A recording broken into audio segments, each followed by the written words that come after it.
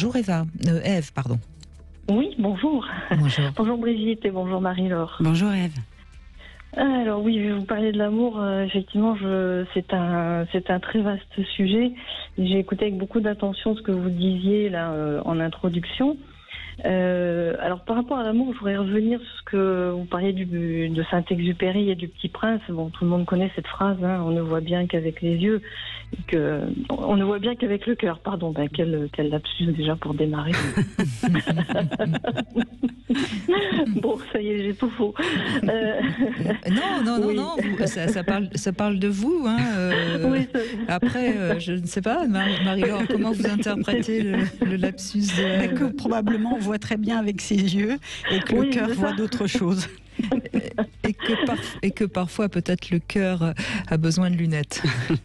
Oui, c'est ça. Oui, c'est pareil sur ce mot aimer. Moi, il y a quelque chose qui m'a toujours étonnée, c'est que le verbe aimer, lorsqu'on lui rajoute un adverbe, finalement, il perd de son intensité. Si je dis j'aime bien ou je t'aime bien, et bien ça perd de son intensité que si je disais simplement je t'aime. Et je trouve que c'est joli ce que vous dites. C'est un verbe qui est un peu comment dire, qu'il faut prendre avec précaution quand on lui adjoint un adverbe. Oui. Mais vous avez raison. D'ailleurs, quand une femme demande, c'est souvent les femmes qui demandent est-ce que tu m'aimes, et si l'homme répond mais oui, tu sais bien que je t'aime, c'est pas terrible. Il vaut mieux dire oh oui, je t'aime. C'est le mais là qui compromet tout. Oui. Mais oui, je t'aime. Le mais. Ouais. Cela dit, je regardais un sondage, j'ai découvert un sondage ce week-end. Il paraît que les hommes disent plus souvent je t'aime que les femmes. Ça paraît surprenant, mais absolument, il paraît. Bon. Alors moi, ça je ne sais pas, puisque moi j'aime les femmes, donc je ne sais pas si les hommes disent plus souvent, je ne l'ai pas forcément entendu.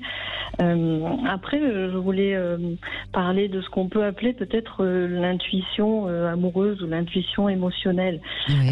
Parce que moi, dans mon histoire, j'ai démarré ma vie amoureuse avec une femme, mais c'était dans les années 80. Je remets dans le contexte, donc c'était peut-être un peu difficile de l'assumer. En tout cas, pour moi, c'était difficile de l'assumer. Ce qui fait qu'après, j'ai eu une relation avec un homme qui était... je dirais le gendre idéal, le compagnon parfait. Mais pour revenir à ce que je disais précédemment, je l'aimais bien en fait. Je ne l'aimais pas, mais je l'aimais bien. C'était un super pote, c'était un super copain. Et là, j'ai pris conscience en fait que il fallait pas faire plaisir à papa, maman. Il fallait pas avoir peur du regard des autres. Et que si je suivais mon intuition émotionnelle ou si je suivais ce que me disait mon cœur, c'était vraiment d'aller vers ce qui m'attirait moins et vers ce qui allait me faire vivre et vibrer, c'est-à-dire aller vers les femmes et non pas se mettre dans une norme par loyauté familiale ou autre.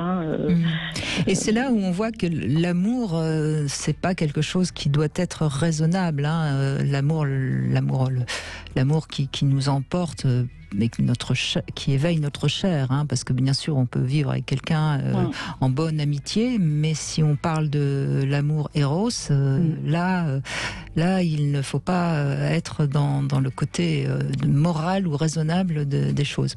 Vous allez nous raconter comment ça a évolué, tout ça, Ève, dans un instant. On se retrouve tout de suite sur Sud Radio. Nous sommes avec Marie-Laure Peretti, psychologue clinicienne. Alors justement, Marie-Laure Peretti, je sais que vous travaillez beaucoup sur le genre, sur l'identité, etc. Donc vous êtes certainement d'accord avec le témoignage de Ève qui pense qu'il vaut mieux aimer la personne qui nous convient que de faire bonne figure vis-à-vis des parents. Et comment? Oh oui, Ève. Donc, oui, après l'expérience a fait que je me suis alors je veux pas dire je me suis révélée, je pense que peut-être que le lapsus que j'ai fait tout à l'heure sur la vue, c'est qu'effectivement je crois que j'ai ouvert les yeux sur ce qui était bon pour moi. Absolument. Je pense que c'est ça, c'est qu'à un moment donné je me suis dit mais l'important c'est peut-être l'honnêteté vis-à-vis de soi. Le cœur a guidé la vue, alors, d'une certaine manière. Oui, on peut dire ça comme ça. Le cœur a guidé la vue, oui.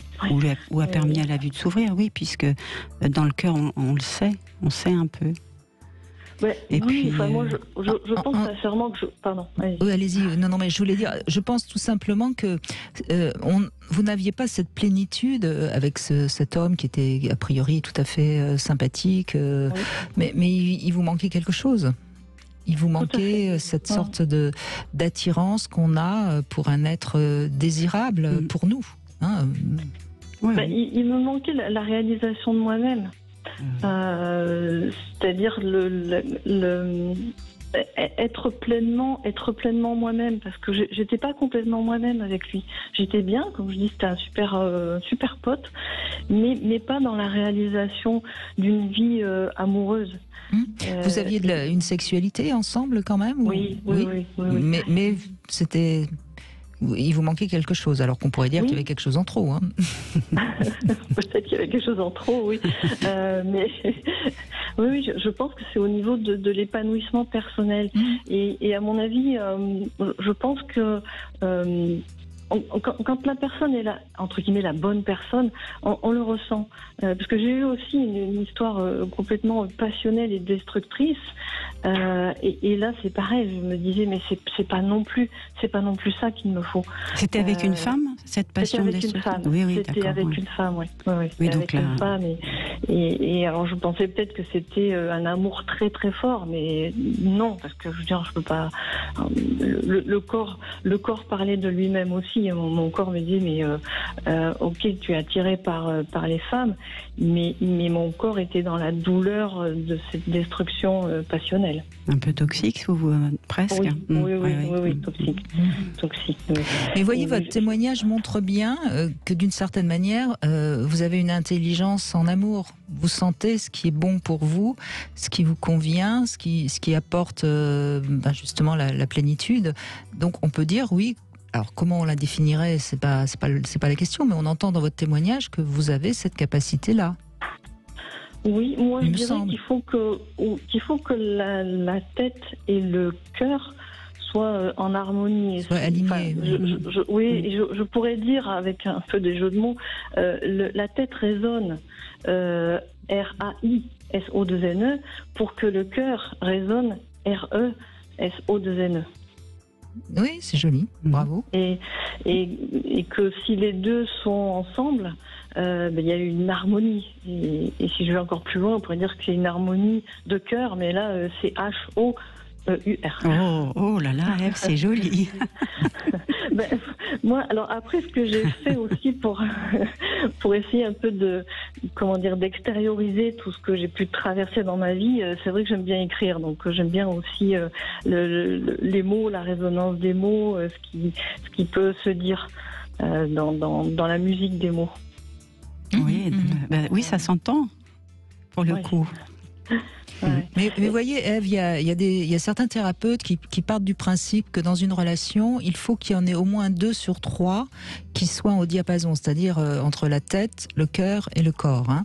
Le corps étant la sexualité, le cœur étant les sentiments et la tête étant, j'allais dire, l'amitié, enfin en tout cas les mêmes goûts, enfin et ce qui est assez juste finalement. Quand il y en a au moins 2, s'il y en a qu'un, la relation elle est bancale. Tant qu'à faire, il faudrait les 3, bien sûr, mais s'il y en a deux, la relation est jouable. Oui, parce que si on met ça sous forme de triangle, en mettant 2, on a déjà une assise. Oui, absolument. Donc effectivement, ça peut s'expliquer, oui. Ouais. Mais moi, ce que je voudrais dire aujourd'hui, à travers le témoignage, c'est effectivement, dans ma jeunesse, j'ai peut-être eu peur d'assumer une relation homosexuelle pour plein de raisons, et que aujourd'hui, même si la société évolue là-dessus, mais il y a encore quelques difficultés, quelques réticences, mais je crois que c'est à chacun, à chacune, d'écouter effectivement ce que les 3 vont dire, donc ce que le corps va exprimer, ce que le cœur va ressentir et ce que la tête va pouvoir penser. Et si, comme vous dites, les trois sont en harmonie, on peut se dire, ok, c'est la bonne personne, quelle que soit cette personne. Si c'est une femme, un homme, quelqu'un de couleur, un transgenre, peu importe. Peu importe, il y a quelque chose en nous, il y a une vibration à l'intérieur de soi qui fait qu'à un moment donné, on sait, on se dit, oui, là c'est cette bonne personne. C'est peut-être pas celle que j'avais imaginée, mais en tout cas c'est la bonne. C'est faire avec ce qu'on est. Accepter ce qu'on est, faire avec ce qu'on est, profondément. Oui, c'est pas l'idée de correspondre à une norme. Oui, c'est presque on parlait d'intelligence émotionnelle, mais une intelligence d'honnêteté, une honnêteté vis-à-vis de soi. Absolument. Et donc de l'autre, du coup. Quand on est honnête avec soi, on est également honnête avec l'autre. Mais ça, encore une fois, ça ne peut se savoir, cette certitude qu'on est avec la bonne personne, ça ne peut se savoir qu'après la phase passionnelle, parce que quand on est dans la phase passionnelle, on a quand même, on est dans le brouillard. Enfin, on sait, la passion c'est un peu une drogue, donc on n'est pas capable de réaliser réellement si c'est la bonne personne. C'est pour ça qu'on dit souvent qu'il vaut mieux pas s'engager ou par exemple quitter la personne avec qui on est alors qu'on veut, parce que juste on vient de découvrir une passion extraordinaire, parce qu'on ne sait pas du tout comment ça va évoluer au bout de la passion, elle enflamme tout, donc on est plus capable d'avoir cette lucidité dont vous parlez, Ève. Oui, c'est ça, elle enlève le discernement. Elle aveugle, pour revenir sur les yeux. Pour revenir aux yeux, oui. Oui, l'état amoureux, effectivement, ce premier état-là nous laisse. D'ailleurs, il y a des gens qui sont accros à cette phase. Juste tellement ça envoie de neurotransmetteurs, en fait. On est dans un état tout à fait particulier. Oui, alors il y a une phase comme ça au début. Mais après, c'est ça. Parce que je l'ai eu effectivement, mais après, moi je sentais que ça me détruisait. Après je me suis dit non, il faut complètement arrêter tout ça, parce que je me détruisais. Je me réveillais, tous les jours j'avais mal au ventre d'aimer quelqu'un. Je me dis, on peut pas avoir mal au ventre tous les jours d'aimer quelqu'un. Donc mon corps était bien en train de m'envoyer des signaux, de me dire mais tu te détruis, c'est pas ce qu'il faut. Entre avoir des papillons dans le ventre et avoir complètement les intestins qui font des nœuds et des doubles nœuds, c'est différent. Donc c'est pour ça que je pense aussi qu'il faut écouter les trois, et que le corps envoie aussi des messages.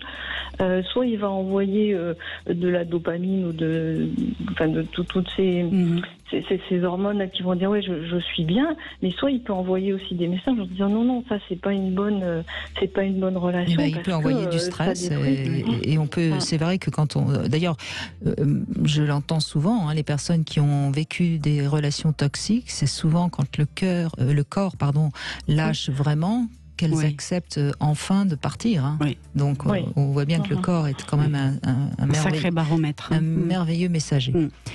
Merci beaucoup en tout cas, Ève, parce que franchement, grâce à vous, je trouve qu'on a déjà bien avancé sur cette définition de l'intelligence amoureuse. On va faire une petite pause. Merci beaucoup. Merci à vous, Ève.